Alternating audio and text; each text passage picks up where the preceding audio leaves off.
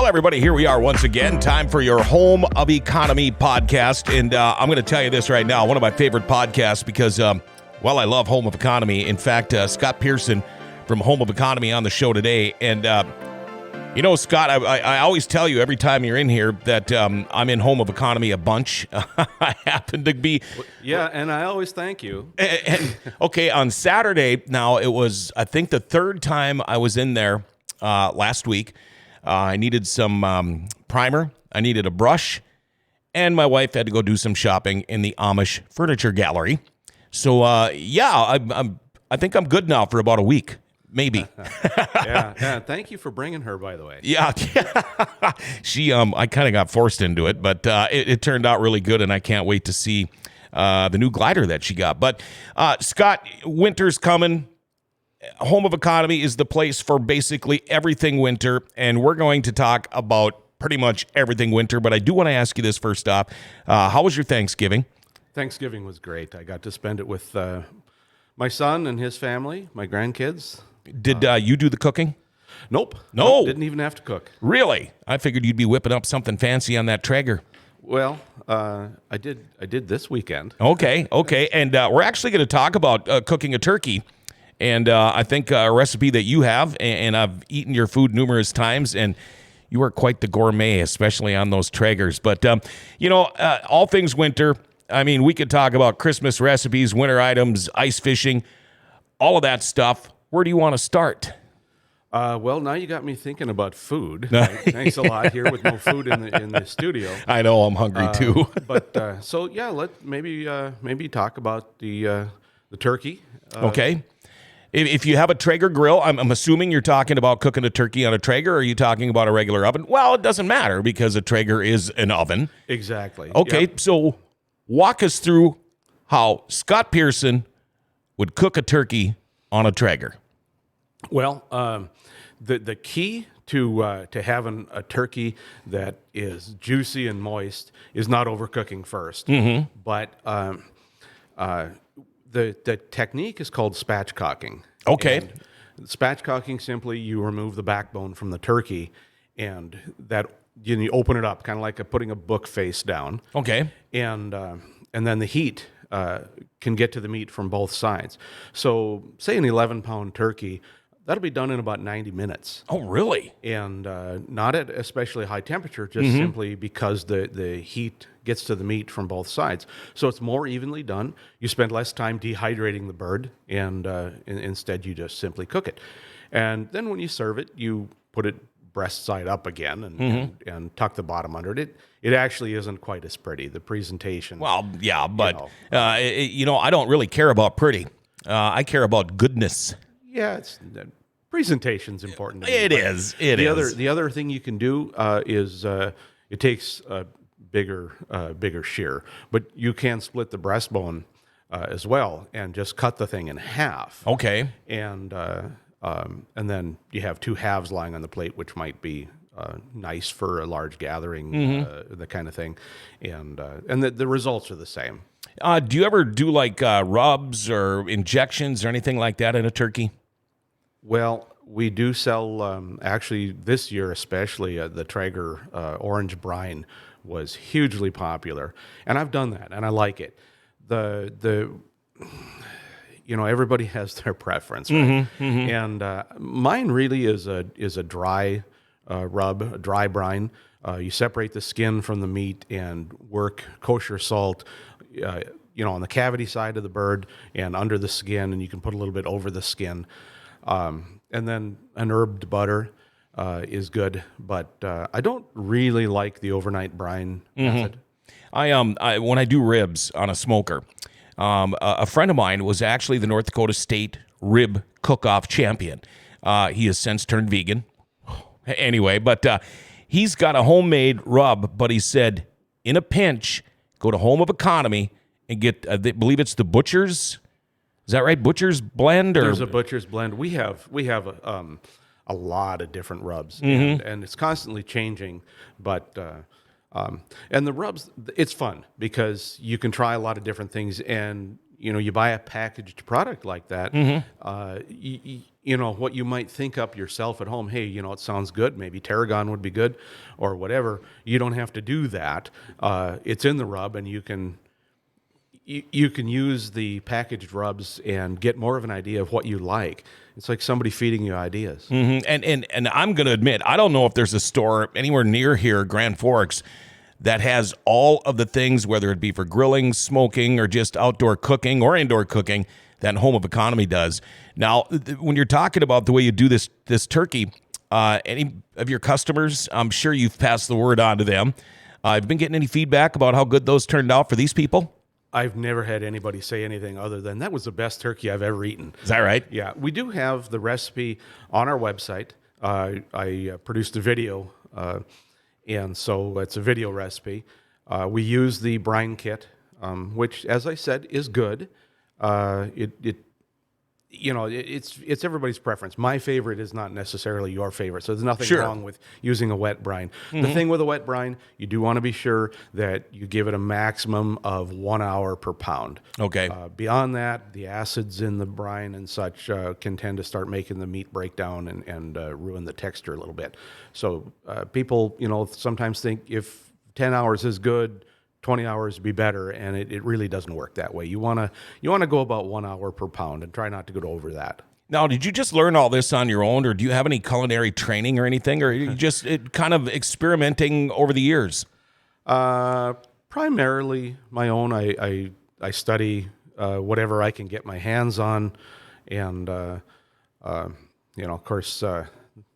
I love to eat. Yeah. So I'm a good eater. I've been told that. And I don't know if I've ever eaten anything I didn't like. So, but that's experiment on myself. Okay. We all know this when it comes to cooking Thanksgiving or Christmas dinner.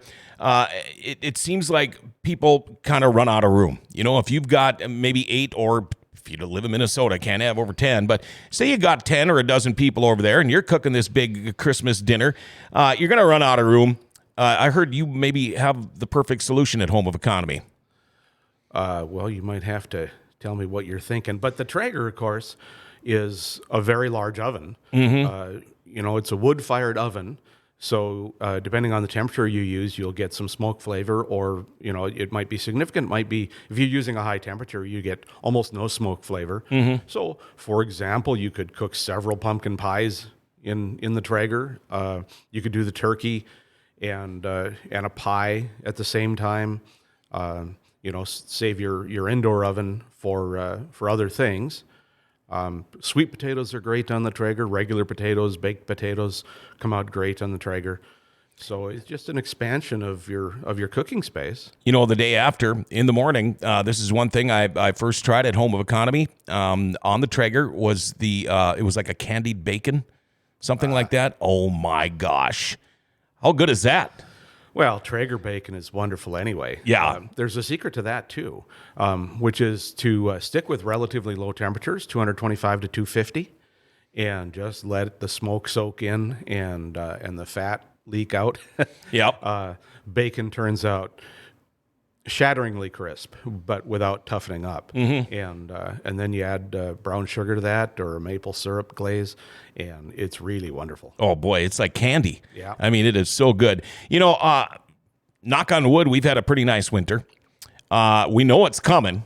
It always does. I mean, we live in the darn tundra, Yeah. What can people do to prepare for winter? I mean, we could talk about, for one thing, the winter gear, but there's so many other things that you probably need to do around your house too. Checking your furnace, your filters, all that kind of stuff. But how can somebody up here, maybe somebody just got, maybe they just got transferred here to the Air Force Base and they just came from Hawaii or whatever, and they've never lived in a winter up here. What can we do to prepare for winter in North Dakota or Minnesota? Well, of course, dressing warm, that's how you stay safe in your vehicle. It's if you're just driving in town, it's not that big a deal. But in a blizzard, driving in town, you can get stuck, and bad things can happen to you just sitting in your car. You really, in another context, I was told once, what you're wearing is your survival gear. Yeah. What's in the back is your picnic gear. Mm-hmm. but warm clothing, Carhartts, are great, and that's a wonderful thing for us. We have warm boots. We have what we call the Great Wall of gloves, the largest Yes. selection of gloves of all kinds, work gloves and winter gloves. Hats, I get a good hat, one that doesn't let the wind through. You don't want to be out on the highway and go in the ditch or stop to help somebody and have your ears freeze off. Right. And I actually put a pair of muck boots on my Christmas wish list this year. I've never owned a pair.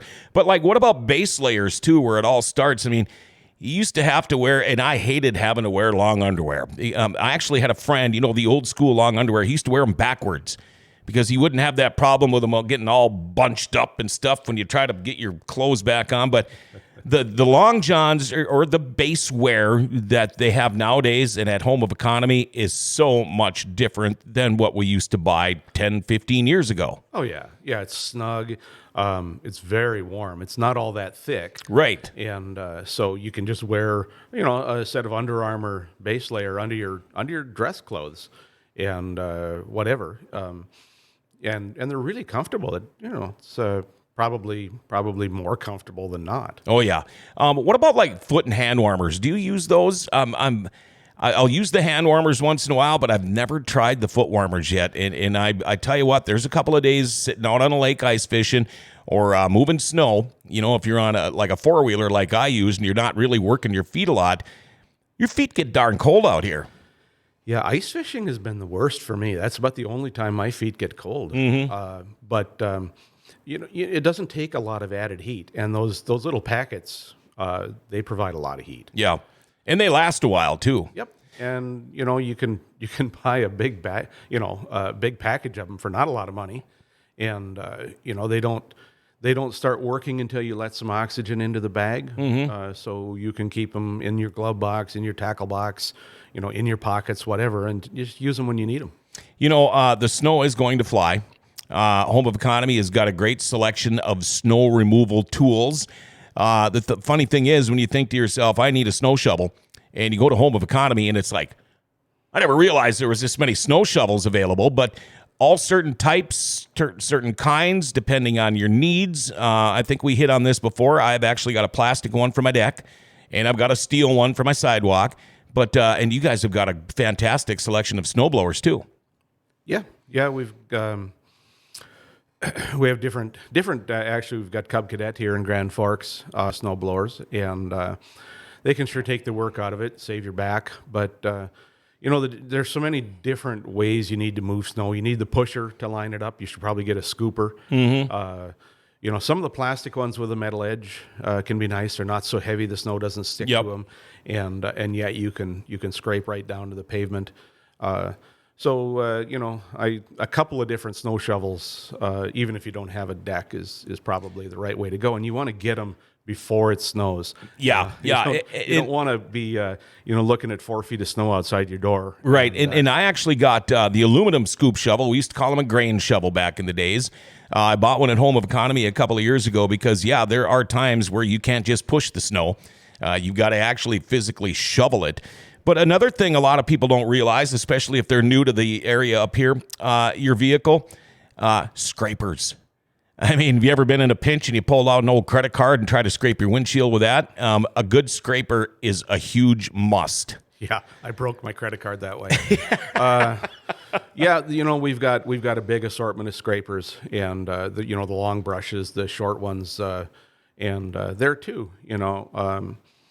Probably 2 in a vehicle is the way to go. You don't.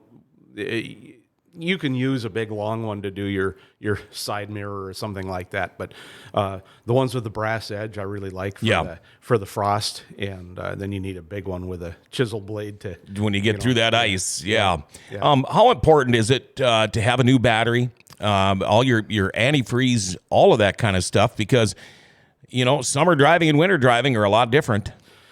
Yeah, batteries actually the summer is harder on them, but you find out they've gotten weak when the cold snap hits.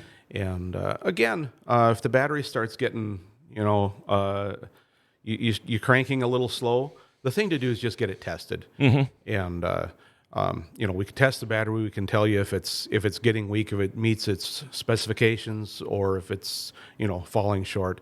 And so the last thing you need is in the morning, time to get to work, and the car won't go. Yeah. One thing at my house, and this is something I need, I've got a double-sided wood fireplace on my main floor. But how many times during blizzards does the power go out? And does Home of Economy carry generators? And what would you recommend? Well, for a whole house power, which is the easy way to do it, the 4,000 watt and up generators have the 240 volt side, which is then able to power everything in the house, not all at once. But a generator without 240 volt with just 120 volt can only power half of the circuits. Sure, can only make power available to half the circuits in the house. But and of course your furnace doesn't usually run on a cord. So, right. So you got a 50-50 chance of actually running the furnace. So a generator 4,000 watts and up is good.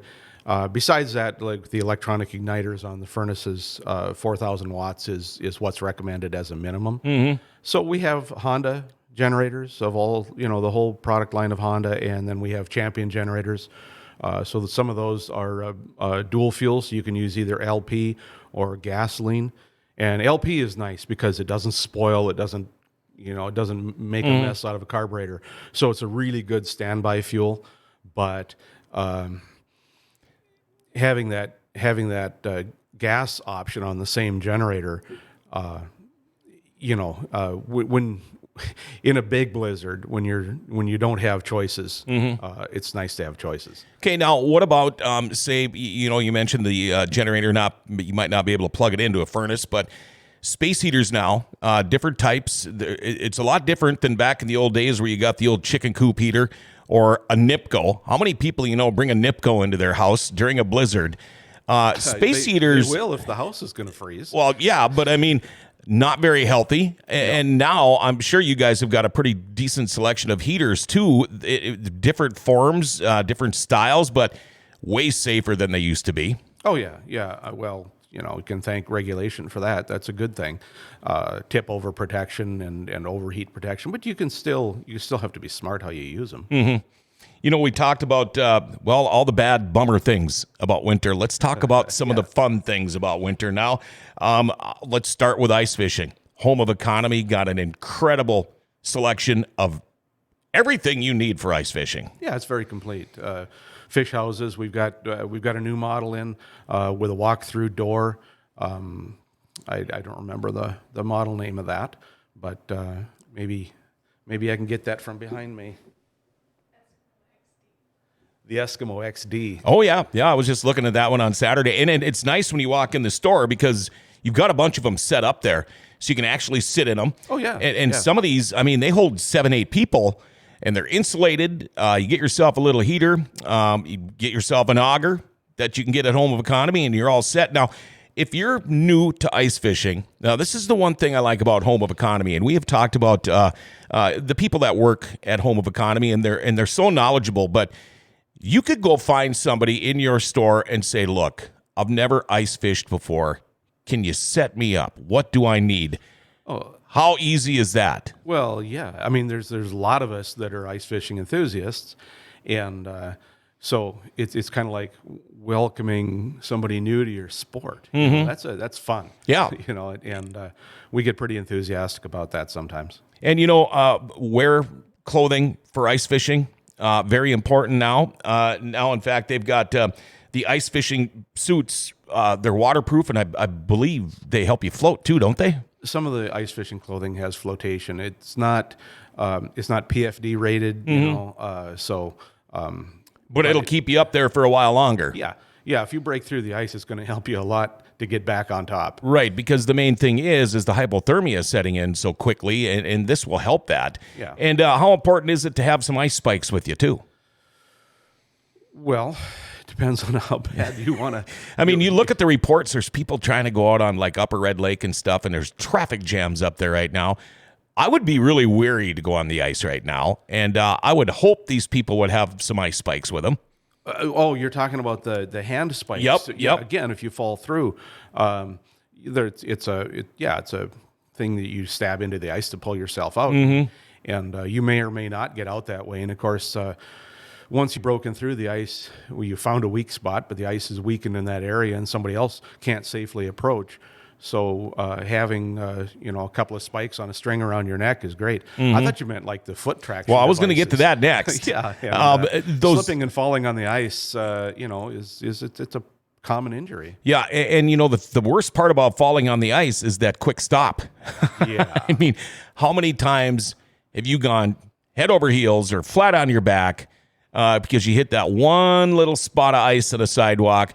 But now they have got gear that's easy to put on your shoes or your boots, and it's right there at Home of Economy. Yeah. You just slip them on your foot. It's kind of like putting the old rubbers on your shoes, but easier. Yeah, it's like studded tires. Yeah. On your feet. Yeah. That some of them actually did use tire studs, but now they've got a special type stud for them. So, are you cooking Christmas dinner this year? I am. Okay, what is on Scott Pearson's menu? I'm dying to hear this. I think it's going to be rack of lamb. Oh boy, and that's one of my favorites. It's really easy, and it's just lamb is so wonderful. And rack of lamb, of course, it looks beautiful on the table, and the family likes lamb, so that's probably how we'll go. Do you have a specific place where you buy your meats? Not only, but I really do like Laddie's. You never go wrong there. Yeah. That's I buy a lot of meat at Hugo's. I Spread the wealth a little bit around the local area. A little bit, and if I'm in Hugo's, for example, and I see something that looks great, it's on sale. That's what's for dinner. This might be a dumb question, but the rack of lamb, will that be on a Traeger? Oh yeah, that was a dumb question, wasn't it? Well, it's if you don't have a Traeger, rack of lamb is still wonderful. But, what gets more use at your house, your oven in your kitchen or your Traeger grill? In the summertime, definitely the Traeger, because I don't like to burden the air conditioning. Sure. So, well, yeah. And I love the smoke flavor. So, in the wintertime, sometimes I don't feel like getting dressed up to go outside to cook dinner. So then, I use the oven. Nothing wrong with that. One thing I forgot to hit on, now this time of the year, we talked about you losing your power and everything, but how important is it to change those furnace filters? A lot of people, it depends on what filter you buy. They should be changed every month, every 2 months, depending on what you get. But a lot of people kind of blow that off. Yeah, it's a lot better for your furnace to change the filters. And if they start to plug, the air starts to go around them, and you lose the filtration, and you're getting, the crud isn't on the filter, it's on the fan blades, and it's in the ductwork and things. So a person should do that on a schedule. Just keep track of how much your filters are accumulating, and put it on the calendar. Really, that's the best way. Any big events coming up over the holidays at Home of Economy? Any big sales, anything like that? Well, there's always a sale running, and we got some fun stuff, but I don't remember specifically what's happening when. Yeah, I was telling you before we went on here, I was in there on Saturday, and I think I ran into 6 different people from my hometown of Thief River Falls. So, people that they drive an hour to come to Home of Economy, and they love the store. He tried to tell me he likes it as much as I do, but I know he doesn't. Yeah, well, that's nice. That's nice to hear. We try to do a good job and offer a great variety, and of course the pricing is important, and the guaranteed lowest price is important. So imagine that's why they're coming to Grand Forks. Sometime if somebody from Thief River is in, it'd be great to hear specifically what brought them. Yeah, and it was fun running into them because they're old friends that I haven't seen in a long time. The website, I know it's a work in progress. How's the new website coming along? It's going along really well. Good. we're having to add more people to the fulfillment team because it's become a larger job than the current crew can keep up with easily. But we're still filling same day or at worst the very next day. So shipping is still going out on the same day basically. Okay. What is the website, by the way? Oh, it's guaranteedlowestprice.com. Pretty easy to remember. Yeah. I mean, it says it all right there. Well, and it is the guaranteed lowest price, so that's pretty straightforward. Yeah, we'll be going back again soon. I'll be going back to the Amish Furniture Gallery again. Yeah, the Amish has its own website, but that's not a shopping site because really 90% of the product is custom made, and I don't see a good way to walk people through that custom order process on the website, and that's a something that really should be done with personal touch. I did have a couple of pairs of nervous eyes watching me when I was waiting in the furniture gallery because I was walking around with a gallon of primer. You were going to set that on the coffee table. Well, no, I wouldn't do that. But I think they were worried, what if he drops it? Oh, man, hopefully that thing doesn't open up because I actually knocked a full gallon of stain off of a coffee table at my house a couple of weeks ago. And now you know why I'm buying new furniture. Oh, no, I didn't know that. When it dropped, it exploded. And it shot 10 feet across my living room. Hit both chairs, a couple of lamps, my couch. Sorry to hear that. Yeah. So how's the floor? New carpet's getting put in right now. So yeah, it was a sad ending. Be careful. I tried. Yeah, the more careful you are, I know, and that's it. I mean, I was very careful, but not careful enough. Scott Pearson, love talking with you again. Home of Economy, my favorite store in Grand Forks, hands down. And we'll be doing this again soon sometime. And I wish you the best of a happy Merry Christmas. Well, thank you. Merry Christmas to you. And it's always a pleasure to be here and talk with you. Hey, maybe we could get together and do some ice fishing this winter. I'd love that. That'd be fun. I've been ice fun. fishing for a long time, and I'm looking forward to some this winter. Yeah, I'm going to try to get some going here. I live right on the Red Lake River with some good spots within about a mile of my house, so maybe we could work something out. Yeah, I think I'll go with you. All right, perfect. There you go. That's Scott Pearson from Home of Economy and our Home of Economy podcast. It's so much fun doing a podcast when you know so much about the store. I could talk about Home of Economy forever, but they'll be back. And everybody have yourself a Merry Christmas from all of the crew at Home of Economy.